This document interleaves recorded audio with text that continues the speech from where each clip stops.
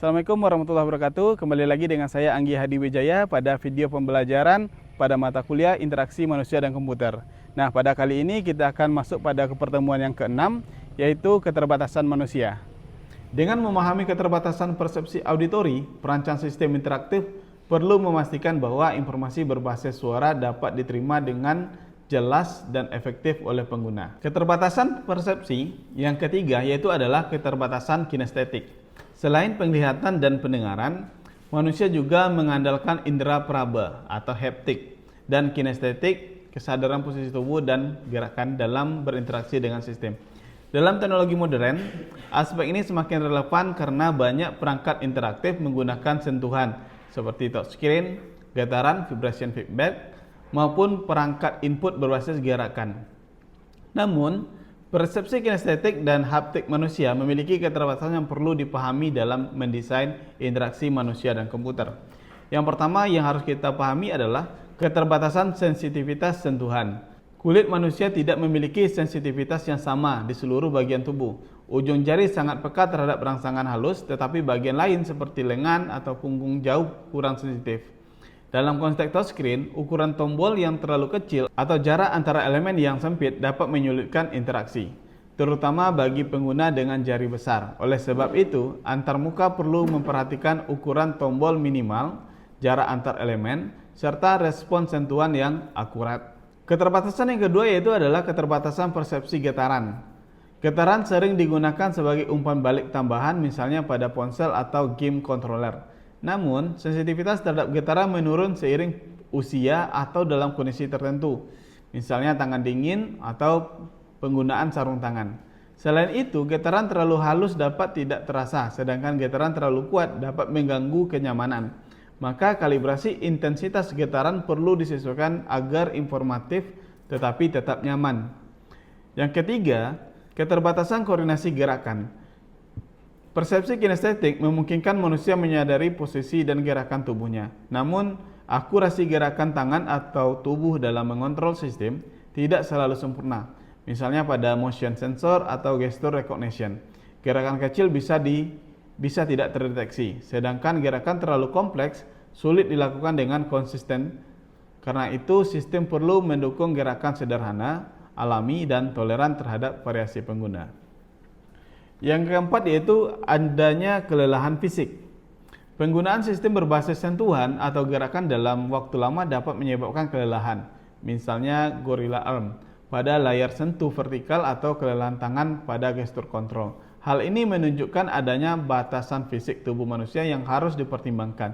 Untuk mengatasinya, desain sistem sebaiknya meminimalkan kebutuhan gerakan berulang atau postur tidak alami. Nah, dengan memahami keterbatasan persepsi kinestetik sangat penting dalam perancangan sistem interaktif, terutama pada perangkat berbasis sentuhan dan gerakan.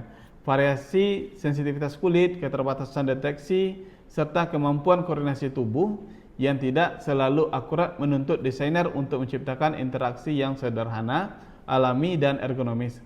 Selain itu, potensi kelelahan fisik akibat penggunaan berulang juga perlu diperhatikan dengan menyediakan alternatif input dan desain yang tidak membebani pengguna. Dengan memperhitungkan keterbatasan ini, antarmuka dapat dirancang lebih inklusif, nyaman, serta mampu mendukung pengalaman interaksi yang optimal dan berkelanjutan. Selanjutnya, keterbatasan manusia yaitu keterbatasan motorik. Keterbatasan motorik berkaitan dengan kemampuan fisik manusia dalam melakukan gerakan tubuh untuk berinteraksi dengan sistem. Aspek motorik mencakup koordinasi, kecepatan, ketepatan, serta kekuatan gerakan.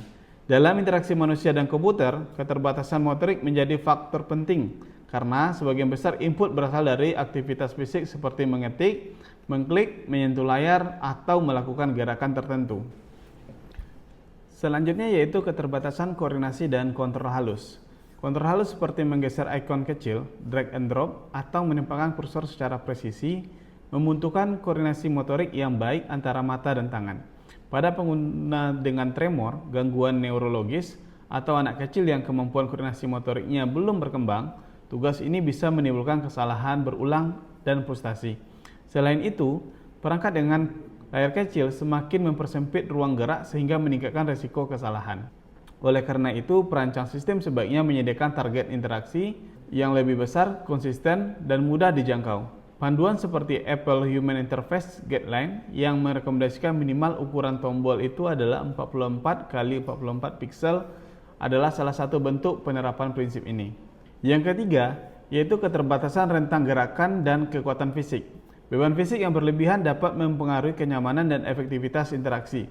Misalnya, penggunaan joystick atau gamepad yang memerlukan tekanan tinggi sulit dilakukan oleh anak-anak atau pengguna dengan kelemahan otot. Variasi kemampuan antar pengguna.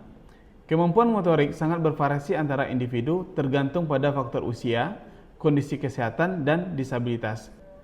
Anak-anak mungkin memiliki energi tinggi tetapi belum memiliki kontrol motorik halus, sedangkan pengguna lanjut usia cenderung mengalami penurunan kecepatan reaksi, kekuatan otot, dan koordinasi. Sementara itu, pengguna dengan disabilitas tertentu memerlukan perangkat atau metode input yang berbeda sama sekali. Oleh karena itu, sistem yang inklusif seharusnya mendukung aksesibilitas universal, misalnya dengan menyediakan voice input, sticky key, keyboard, shortcuts, hingga perangkat bantu khusus seperti eye tracking atau speed control. Dengan begitu, desain sistem tidak hanya berfokus pada mayoritas, tetapi juga memberikan kesempatan yang adil bagi semua kelompok pengguna untuk dapat berinteraksi dengan efektif. Pemahaman terhadap keterbatasan manusia, baik dalam perhatian, memori, persepsi, maupun motorik, memiliki implikasi langsung pada perancangan sistem interaktif.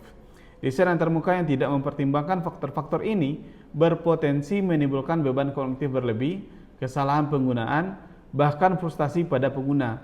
Oleh karena itu, desain sistem interaktif harus selalu berorientasi pada kemampuan dan keterbatasan manusia, bukan semata-mata pada kemampuan teknologi.